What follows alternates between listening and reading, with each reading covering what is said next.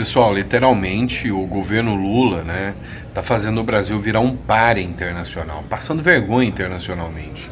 Agora, né, Maria Corina Machado e o Edmundo Gonçalves, o presidente eleito da Venezuela, porque o Maduro não foi eleito, virão ao Brasil, né, para cobrar, né, um posicionamento. Afinal, o que está acontecendo com o Brasil? Que está passando pano para a ditadura o tempo todo. Pois é, a gente vai falar sobre isso, vamos falar de questões econômicas, tem muita coisa para a gente falar nesse editorial.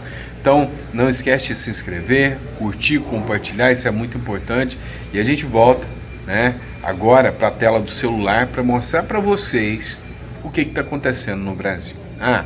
Detalhe, não esquece de baixar o livro Segredos Milionários dos Leilões, que vale muito a pena, tá bom? Vem comigo para a tela do celular para a gente falar um pouquinho mais sobre a política no Brasil. Pessoal, podemos dizer que houve uma virada de jogo histórica, né? Uma reviravolta que o governo Lula não imaginava que pudesse acontecer. Na semana passada, né, a tempestade contra a direita já começou, com indiciamento de vários militares, indiciamento do Bolsonaro e muita coisa acontecendo ao mesmo tempo, né? Então, assim, foi uma das semanas mais tensas que o Bolsonaro e o núcleo do bolsonarismo tiveram. E o pessoal da esquerda fazendo festa e rindo, né, de orelha a orelha em relação a essas ações que aconteceram. Acontece que ninguém imaginava que a semana começaria indo para o sul e acabou terminando para o norte, né? Ou seja, o jogo virou e o peso agora está no lombo do governo Lula. Não é à toa que os militantes da esquerda, jornalistas, estão todos aí bravos com o Lula porque ele melou tudo. Eles estavam adorando falar do tal do golpe do Bolsonaro, mas agora o assunto é dólar 6,11, o projeto do Lula indo pro buraco, jogou luz, né, no caso da compra de urânio da China, ou seja, as coisas começaram a ficar escancaradas, né, e aí é emblemático a gente falar da principal promessa de campanha do Lula, que é o preço da carne. Para você que acreditava que ia comer uma picanha, ia tomar uma cervejinha, pois é, parece que deu ruim, né? Aborta a missão porque o negócio não deu certo. O preço da carne registra a maior alta mensal em 4 anos, segundo o IPCA, que é o índice de preço, né, aplicado sobre os alimentos, né, de outubro. Disparou o preço. Os preços das carnes tiveram um maior aumento mensal em 4 anos, subindo 5,81% em outubro, de acordo com o IPCA do IBGE. Esse aumento foi o segundo maior impacto no índice geral, atrás apenas da energia elétrica. A alta foi impulsionada pela menor oferta de carne devido ao clima seco, pelo menos também tiveram menos abates e aumento das exportações. O grupo de alimentação e bebida subiu 1,06%, com destaque para a alimentação em casa, que teve uma alta de 1,22%. O IPCA geral teve uma alta de 0,56% em outubro, acumulando 4,76% dos últimos 12 meses, acima da meta de inflação do Banco Central, ou seja, a coisa está ficando cada vez mais tensa, aumento, né, exponencial aí do preço dos alimentos, inclusive do preço da carne. Mas aí é óbvio que sempre tem as pessoas mais otimistas, que vão dizer o seguinte: olha, a carne tá cara de gado, a carne de vaca tá caro, não tem problema não, tem o frango pra gente comer, né? Mas a projeção também não é boa. Matéria do Ceará Antenado, que eu trago para vocês agora, o preço médio da carne de frango atingiu o maior nível dos últimos 2 anos. Ora, não só a carne de gado, de vaca, mas como a carne de frango também está estourando. Ou seja, resumindo, daqui a pouco, se der conta, só come ovo, né? Porque ainda se der conta de comer ovo. Levantamentos do Centro de Estudos Avançados em Economia Aplicada, CPEA, da Exalc, USP, né, mostraram que o preço da carne de frango segue firmes no mercado doméstico. operando nos maiores patamares reais desde novembro de 2022. Nessa quinta-feira, segundo o índice CPE-Esalq, a carne de frango congelada foi negociada a 8,14% no atacado do estado de São Paulo, representando uma alta de 8,10% no acumulado de novembro, ou seja, quase 10% também no aumento do preço da carne. Outro ponto que a gente precisa falar, gente, é a vergonha que o Brasil vem passando em passar pano para o ditador da Venezuela, o Nicolás Maduro. E agora, né, teve o Diego Silva, foi o primeiro venezuelano que trouxe as atas, né, das urnas lá da Venezuela para mostrar que foi fraude. Não foi recebido pelo Itamaraty, mas foi recebido pela oposição. Agora vem os próprios opositores do Maduro, né? A Maria Corina Machado e o Edmundo Gonzalez, ou seja, o presidente eleito da Venezuela, Edmundo Gonzalez, vem ao Brasil para reportar ao governo, para reportar a deputados, né? O que está acontecendo na Venezuela. E o Brasil está passando vexame internacional ao não reconhecer os abusos do ditador Nicolás Maduro. Opositores de Maduro vão denunciar fraude a deputados do Brasil. Os principais nomes da oposição contra Nicolás Maduro, Maria Corina Machado e Edmundo Gonzalez, vão discutir os problemas das eleições presidenciais da Venezuela em um evento no Brasil na próxima terça-feira. Machado e Gonzalez vão participar de um debate na Comissão de Relações Exteriores e Defesa Nacional da Câmara dos Deputados, onde a lisura das eleições na Venezuela será tema de discussão. Ainda não está claro se os dois participarão do evento de forma presencial ou remota, ou seja, se eles estarão mesmo no Brasil ou vão ser por videoconferência, né, pela internet. Exilado na Espanha desde setembro, Gonzalez disputou a presidência pela coalizão Plataforma Unitária Democrática, a PUD, após o primeiro nome da oposição, a Maria Corina Machado, ser impedida de participar do pleito. Pois é, deixaram ela inelegível por 15 anos, né? Um argumento estapafúrdio, né, que a gente já conhece, e ela não pôde concorrer. O Edmundo Gonzalez concorreu, ganhou, né, mas não pode levar, porque o Maduro não passa de um golpista. Após o fim da votação, a coalizão afirmou que Gonzalez foi eleito novo presidente venezuelano. No entanto, autoridades eleitorais do país ligadas ao chavismo proclamaram a vitória e reeleição de Maduro no pleito que tem sido contestado internacionalmente. Ou seja, a Suprema Corte da Venezuela, né, ganhou no tapetão para o Maduro, né? Um modus operandi da esquerda aí, infelizmente, né? E aí agora a gente vai falar de educação. Pois é, acabou de sair um corte de 42 bilhões na educação. Acompanhe essa matéria, foi publicada aqui pelo Bruno Zambelli, né, sobre o corte da educação. Tantos os detalhes que a gente segue monitorando, segue acompanhando ele, tentando entender os vários pontos desse pacote anunciado pelo governo. Falando da educação, especificamente agora, o nosso colega Alexandro Martello do G1 fez o seguinte levantamento: 19% de todos os recursos do Fundeb, o Fundo de Desenvolvimento da Educação Básica, são abastecidos pela União. E aí a proposta que o governo apresentou de corte de gastos propõe o seguinte, que 20% desse total que o governo destina ao Fundeb sejam destinados para o ensino integral na rede pública.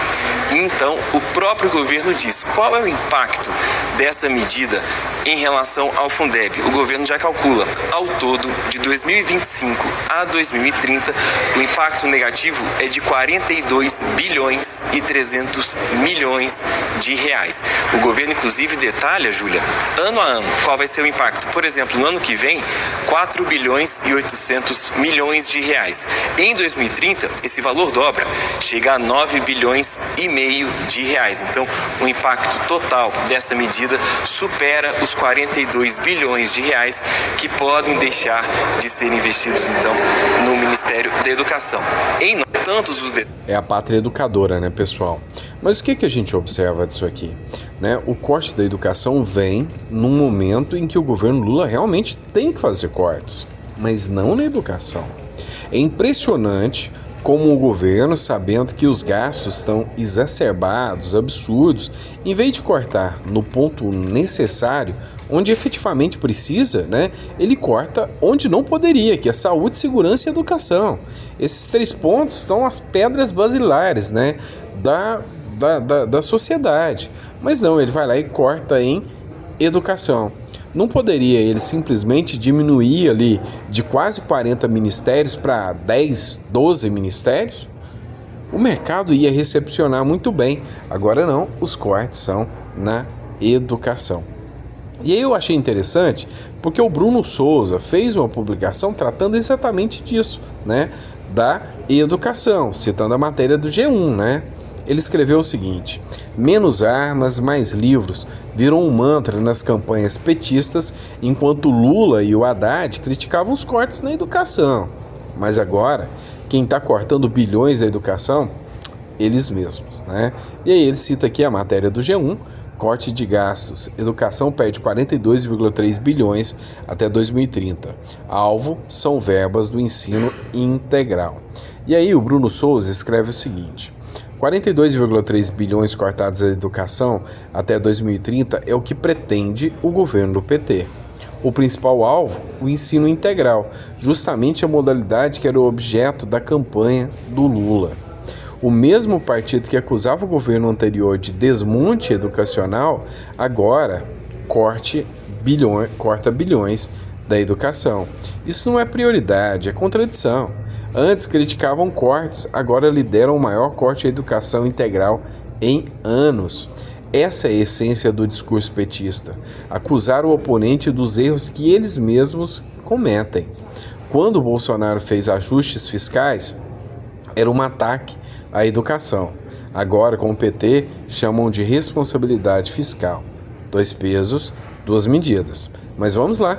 Menos verbas para o ensino integral significa menos oportunidades para crianças e jovens e famílias mais pobres. Ou seja, o mesmo público que o PT diz defender é o que mais vai sentir o impacto desse corte. A promessa de mais livros está virando pó, enquanto bilhões são retirados das escolas. Qual a próxima desculpa? O velho discurso de herança maldita ou culpa do neoliberal? Sejamos francos. Não se trata de menos armas e mais livros. Trata-se de menos coerência e mais hipocrisia. O governo, que prometeu defender a educação, agora abandona e o Brasil inteiro vai pagar o preço. Acho que o Bruno aqui foi, no mínimo, cirúrgico, né, ao expor mais essa faceta, né, essa hipocrisia do governo ao prometer mais livros e tirar dinheiro da educação. Né? Vamos agora de matéria do CNN Brasil. Mercado volta a elevar a projeção da inflação para 2024, 2025 e 2026. Ou seja, a inflação já está aí, já bateu na porta, já começou. O efeito da alta desse dólar já se vai sentir, né? Já se começa a sentir já nos próximos dias. Dentro de 10 dias você já vai ver a inflação já começando a aumentar. Ou seja, a coisa vai piorar e muito. Analistas consultados pelo Banco Central subiram pela 6ª vez consecutiva a projeção para a alta do IPCA nesse ano. As expectativas para a inflação em 2025 e 2026 e para a cotação do dólar também foram elevadas, de acordo com a pesquisa Focus divulgada nessa segunda. Então, lembra da dica que eu disse: compre dólar porque ainda vai subir mais. O levantamento que capta a percepção do mercado para indicadores econômicos mostrou que a mediana das expectativas para a inflação ao consumidor no Brasil este ano agora é de 4,62%, de 4,59% na semana anterior. O centro da meta oficial para a inflação em 2024 é 3%, com uma banda de 1,5 ponto percentual permitida para cima ou para baixo, tá bom? Vamos lá, outra matéria que a gente vai pegar agora é da Gazeta do Povo.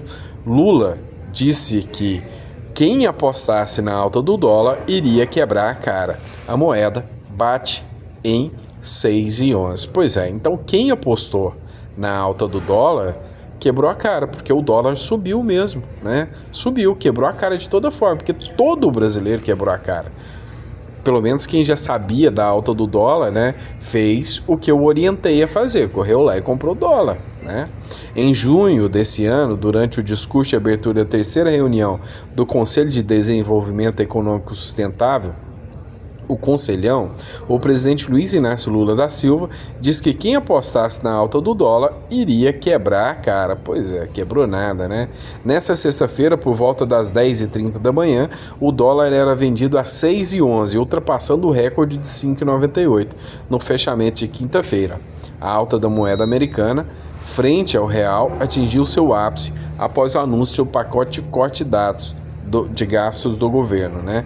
Por volta das 11h50, quando do fechamento dessa reportagem, o dólar era vendido a 6,07, com alta de 0,94% sobre a cotação de fechamento da última quinta-feira. Ou seja, tá todo mundo lascado, né?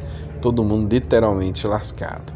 Pessoal, o antagonista fez uma matéria crítica ao Bolsonaro. Anistia sim, para Bolsonaro e para a rataiada, não. O que o antagonista diz aqui, ó? Por Catarina Rachamonte, a injustiça contra os condenados do 8 de janeiro tornou-se ainda mais patente com as revelações do inquérito da rataria. Ou seja, aqui ele está dando crédito, né, para o tal inquérito que foi apresentado lá pelo ministro Alexandre de Moraes, que tirou o sigilo, só que alguns pontos foram expostos aqui, né? Porque o antagonista, assim como outros jornais, todos eram muito críticos, né, aos presos do 8 de janeiro. Mas olha só que aqui, essa matéria, o antagonista já trata ela como se fosse, né, uma necessidade, a necessidade da anistia, mas exclui o Bolsonaro e os tais militares do golpe que o antagonista aqui acredita que aconteceu, né? Aqui, ó, a injustiça contra os condenados do 8 de janeiro. Pela primeira vez, os jornais estão começando a tratar realmente como uma injustiça o que está acontecendo em relação aos presos do 8 de janeiro, né? Bela visão seletiva, né, dos jornais. Pois é tenso, né? Vamos falar de mais um recorde do Lula, né? O Lula é recordista muito mais do que o Bolsonaro. Afinal, agora ele bateu um recorde de dívida bruta, né? Lula foi solto para destruir o Brasil, é o que escreve aqui o Rodrigo Valadares. Dívida bruta do Brasil supera 9 trilhões pela primeira vez na história. Mais um recorde. E em ser o pior, o Lula é o melhor. Cadê os petistas para explicar como isso é bom? Pois é, realmente, né, é algo assim assustador o que está acontecendo com a economia brasileira, né? Mas talvez não seja tarde demais quando a gente acordar. Matéria do Globo, né? Olha só o quanto a Vera Magalhães está pistola, tá brava, né, com o Haddad e com o Lula, porque tiraram um gostinho deles de ficar falando do golpe do Bolsonaro. Afinal, agora sim aconteceu um verdadeiro golpe, o golpe do dólar, né? Escolhas de Lula e Haddad não agradam nem a gregos nem a troianos. Se o objetivo do governo era produzir um frisson com o anúncio da ampliação da faixa de isenção do imposto de renda para quem ganha até 5 mil, capaz de neutralizar a reação ao ajuste de despesas do arcabouço fiscal, a montanha e a demora pariram não um, mas 2 ratos, afirma a jornalista Vera Magalhães. Pois é, né? Mas cada vez mais tenso, tentando emplacar uma narrativa aí por parte deles, mas não estão conseguindo, tá certo? Pessoal, queria que vocês dessem uma olhada aqui nessa postagem do Gustavo Victorino, né? Ele foi muito cirúrgico também quando ele questionou essa situação, tá?